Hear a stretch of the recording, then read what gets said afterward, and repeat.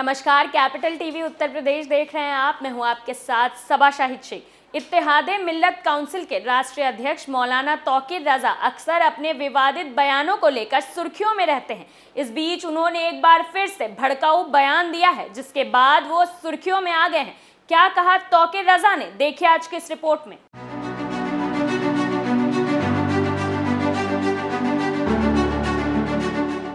तौकीर रजा ने मोदी सरकार को चेतावनी देते हुए कहा है कि अगर 15 दिन के अंदर उनकी मांगे नहीं मानी गई तो पूरे देश के मुसलमान पार्लियामेंट का घेराव करेंगे। आगे तौकीर रजा ने कहा कि भिवानी कांड को कई दिन हो चुके हैं, जिसमें मुसलमानों को मार दिया गया। इतने दिनों तक हमने खामोशी रखी है। जिन लोगों पर आरोप था, जब उनके समर्थन में सभाएं की जाने लगी तो इससे सवाल उठते हैं। उन्होंने कहा कि ये माहौल बनाने की हिंदुस्तान में कोशिश की जा रही है। तौकीर रजा ने कहा कि आरोपी को बचाने के लिए लोग धरने दे रहे हैं, इसलिए सरकार को चेतावनी देते हैं कि अगर सरकार दोषियों के खिलाफ सख्त कार्रवाई नहीं करती है तो महाभारत होगा। पूरे देश का मुसलमान 15 दिन बाद पार्लियामेंट का घेराव करेगा। बता दें कि मौलाना तौकीर रजा ने खुली चुनौती देते हुए कहा है कि अगर मुसलमानों से इतनी ही नफरत है तो आमने सामने से लड़ो। इस दौरान उन्होंने एक बार फिर से महाभारत की चेतावनी दी।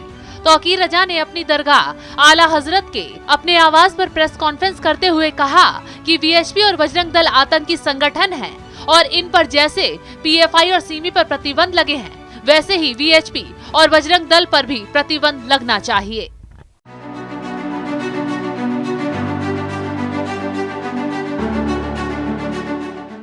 मौलाना तौकीर रजा ने कहा कि देश में कानून का राज रहेगा या लाठी का।